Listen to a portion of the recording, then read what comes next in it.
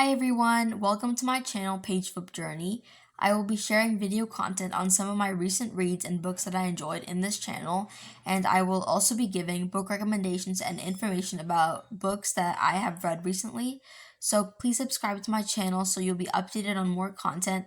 I hope you enjoy the video.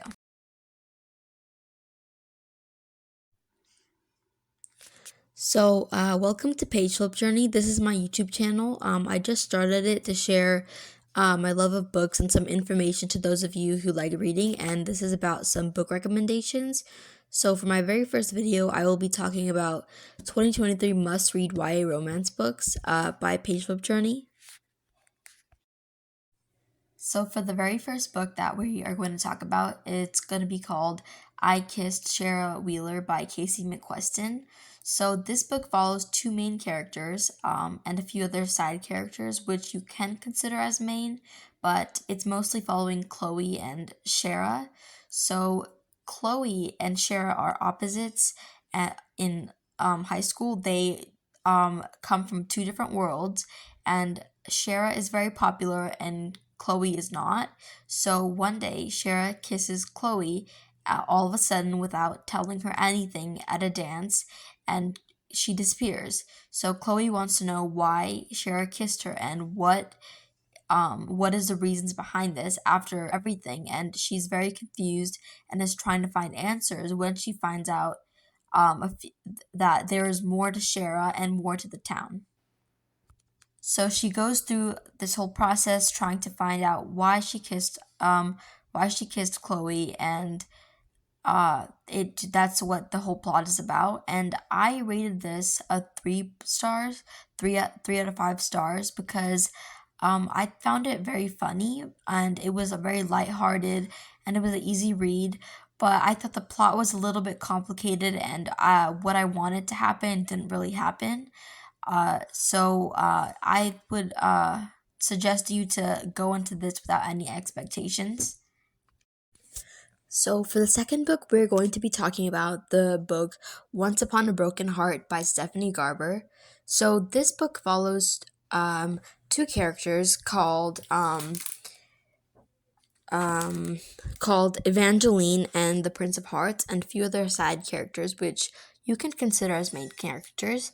So this book was a really good read. I've never read a plot like this before. It was very interesting, and the idea was very good. And I'm gonna go ahead and read the synopsis. How far would you go for happily ever after? For as long as she can remember, Evangeline Fox has believed in true love and happy endings, until she learns that the love of her life will marry another. Desperate to stop the wedding and to heal her wounded heart, Evangeline strikes a deal with the charismatic but wicked Prince of Hearts. In exchange for his help, he asks for 3 kisses to be given at the time and place of his choosing. But after Evangeline's first promised kiss, she learns that bargaining with an immortal is a dangerous game, and that the Prince of Hearts wants far more from her than she'd pledged. He has plans for Evangeline, plans that will either end in the greatest happily ever after or the most exquisite tragedy.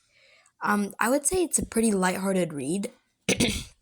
The book isn't too descriptive, and the font is pretty big, which is something you don't find in many books. So it's kind of a fast-paced read, and I would rate this a 4 out of 5 stars, just for the concept of the idea, and just for the descriptions for the characters, which was very like fairy-like, and it was very good, like a twist on a fairy tale. So the third book we're going to talk about today is The Problem with Forever by Jennifer L. Armentrout. So this book follows two characters, Ryder and Mallory. So both of them are foster kids, and it follows their story from it gives a few flashbacks from when they were little and how the foster system really affected their lives, and we see a lot of their relationship and how they were really good friends, and it slowly turns into their love story, and we follow them through high school and with their new families, and how Mallory basically has to help him get out of his problems now because he helped her when she was little. And this is all talked about in like the first few pages of the books. There's no spoilers. And I found it very lighthearted. It was sweet. It wasn't dirty or anything.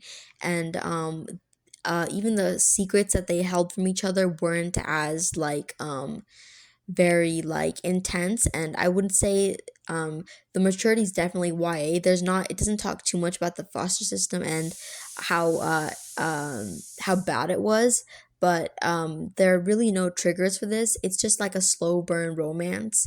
And I think it's a really good book. I would rate it probably a 4 stars because it was pretty long. It's a couple, it's like 500 pages long. So it's a pretty long book, and the slow burn was really good because each page had you keep on turning for more.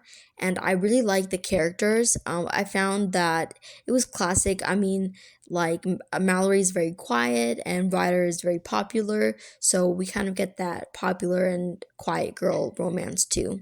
So I think this book is really good. So, for the fourth book, we are going to be discussing The Seven Husbands of Evelyn Hugo. So, this book was pretty popular in 2022 and was all over TikTok and BookTube. And a lot of people have read this book. It is by Taylor Jenkins Reid. So, this book follows a famous actress named Evelyn Hugo, and it follows a bunch of interviews following a bunch of interviews about her life and events that happened in her life, and it shows like pieces. It just gives you like almost like a biography about her life and how she became so famous and what she had to do to become famous. And it's a very good book about like film and how like she became an actress and how she became so famous. I would give this a 5 out of 5 stars because I find that the it was a pretty fast paced read, and there wasn't so much excess information that kind of let the reading get a little bit slow. It is a pretty large book. I think it's about 400 pages, but it was very interesting to read and follow. And it was kind of like it reminded me of a Nancy Drew book, one of the movies, where she had to like um, solve the mystery of one of this of a deceased actress. So it was kind of giving me that type of vibe, and I think everyone should read this book for sure. So thank you for watching my video, and don't forget to subscribe to my channel and click on the notifications button. I will be trying to upload around every week one video about some of my favorite books, or maybe every month. We'll just see what my schedule is, but I really hope you enjoyed these books and will read these books too. Thank you.